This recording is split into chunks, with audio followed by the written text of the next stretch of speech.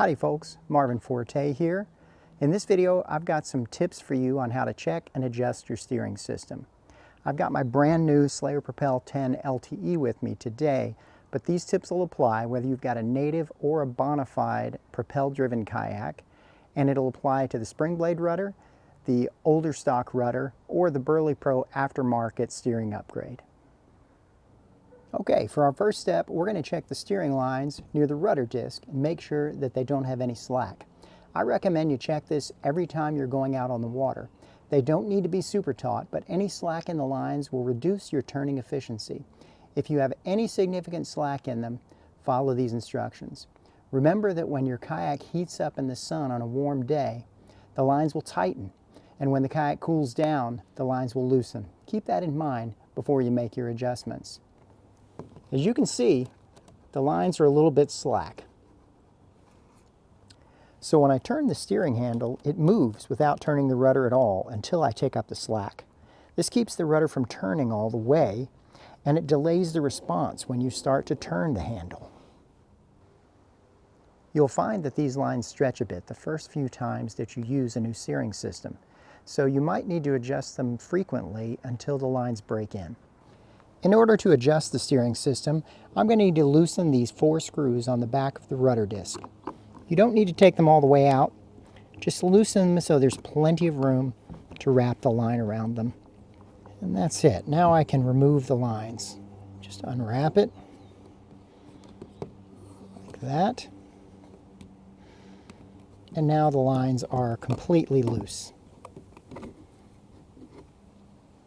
Now that I've got these 2 lines removed, I'm going to check the rudder disc and the rudder handle to make sure that they're moving freely. With the rudder disc, you want to be sure you can turn it and that it's not binding up. If it's too tight, it'll bind on you. If it's too loose, it's going to wobble here in place. The rudder disc feels pretty good. Checking the rudder handle is very similar. Without the lines connected, you want it to turn very freely, but you don't want it to move up or down, and you don't want it to wobble a lot in place. If you did have a problem with either of these binding up or being too loose, stick around and I'm going to show how to adjust those a little later in this video. Assuming that your rudder disc and your rudder handle were adjusted properly, now I'm going to show you how to reconnect the lines. First thing you want to do is make sure your rudder handle is perfectly straight. And now I'm going to make sure that the rudder is perfectly straight. You can tell because these 4 screws should be centered. So if I center those up in the back, I know that the rudder is straight down below. Next, I'm going to pull these lines tight. While I'm holding this rudder disc to keep it from moving, I'm going to wrap my line completely around that screw. Then I'm going to wrap it completely around the last one. And I'm going to do the same thing on this other side, keeping everything tight while I do it.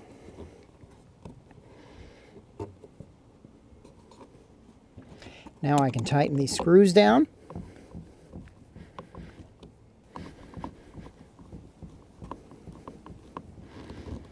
And now if I check my lines, they're snug. They're not super tight.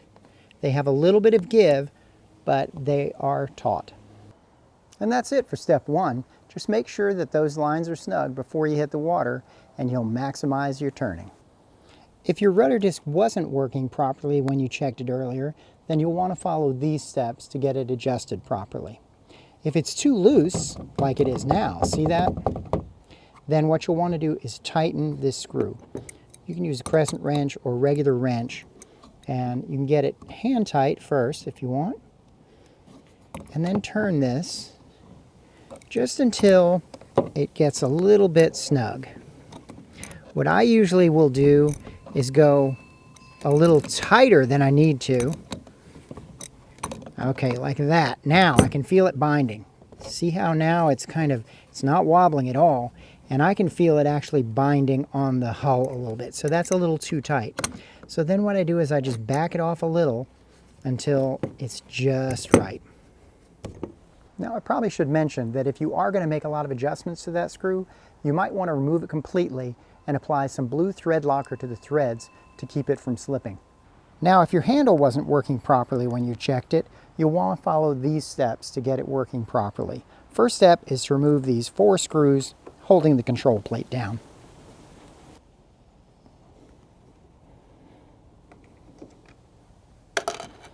Now that I've got the 4 screws removed, I can remove this assembly, and here we go. We've got the pulley and our 2 lines that are going back to the rudder disc. This screw right here on the bottom of the handle is what adjusts the tension of this turning. So let me show you here. If I make it too loose, look at that. It has no memory at all. And this will cause you problems on the water. If you get into current or you get into wind, your rudder will just be flopping around on its own. You don't want that. Conversely, if I make this too tight, now this is hard to turn. This will happen too as you use the kayak some. It'll get some debris in there, water will get in there. If you're a saltwater angler, you'll get salt in there, and this will start to bind up on you and be really hard to turn. It's just a question of taking this apart and making a simple adjustment here to that screw to get it easy to turn again. If it's really being a problem for you, what you can do is take it apart, clean it, make sure everything, any kind of debris or salt is out of there, and then spray it with spray silicone. Let that dry and put it back together. That'll create a little bit of lubrication for you. I definitely don't recommend using any kind of grease or oil in here. That's just going to collect debris. So just like we did with the back, I want to find that sweet spot. Now that's pretty good. Let's see how it feels down here. That's great. It's easy to turn, but it's not going to flop around on its own. Okay, so now I want to make sure these lines are wrapped around the pulley properly. That's an important step, and that's a little tricky. There we go. Okay, now I can reapply my screws, and now my handle is ready to go. Now, do you remember before when I went to move the handle, it moved a little bit without doing anything to the rudder? Well, look at it now. I can't do that. As soon as I start to move the handle, it's turning the rudder disc as well. We're getting the maximum efficiency out of this. It also will increase your rudder throw. So when I turn it to the maximum angle, I'm getting the most out of that rudder that I possibly can. This is how you want your rudder handle to behave. Well, that's about it for adjusting the steering system on your Native or Bonafide kayak. If you found this helpful, please like this video and subscribe to my channel. It really helps me out. And if you're interested in more information about setting up this LTE or adjusting the spring blade, I've got some other videos here for you to check out. And with that, thanks and see you soon on the water.